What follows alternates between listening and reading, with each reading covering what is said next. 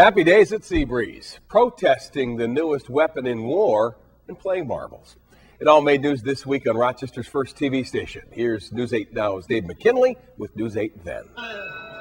10 years ago this week, the rebuilt Seabreeze Carousel opened to happy customers, rising like a phoenix from the ashes of a fire which destroyed it 2 years before. And a little more than 2 years after the death of a legendary grunge star, a rally was held to announce the formation of a new faith to be called the Church of Kurt Cobain.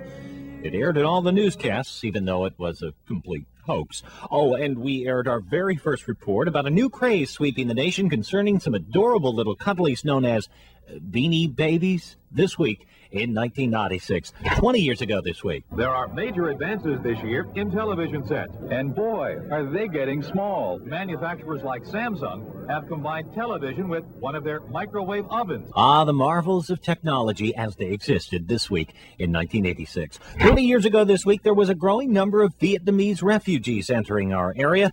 And with the war that drove them here long over, peaceniks found something new to protest, the proposal to build the B-1 bomber this week in 1976. 40 years ago this week, before the lawsuit crazy days to come, which would bring an end to trampolines and gym class, and when perennial gardeners made their annual spring pilgrimage to Harris Seeds on Buffalo Road, 2 months of continuous kegling had come to an end, and so the war memorial was being cleared of the 40 temporary bowling lanes that had been put down for the American Bowling Congress.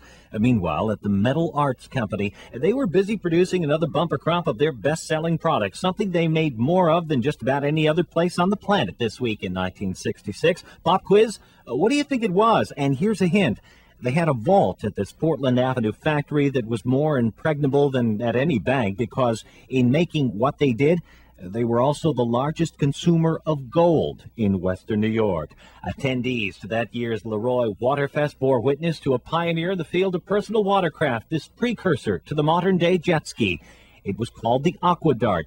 You steered it with your legs, and it was manufactured in Perry, Wyoming County. Back in Rochester with another Lilac Sunday in the books, it was time for the annual citywide Marbles Championships. Back when kids actually played with marbles, back in the days of News 8 Then.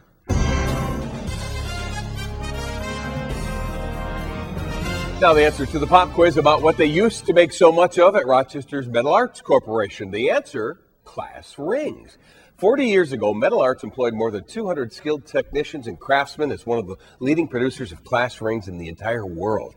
A lot of people also recall the heavily guarded vaults at the Portland Avenue factory. It was needed because at the time, Metal Arts was the largest user of gold in Western New York.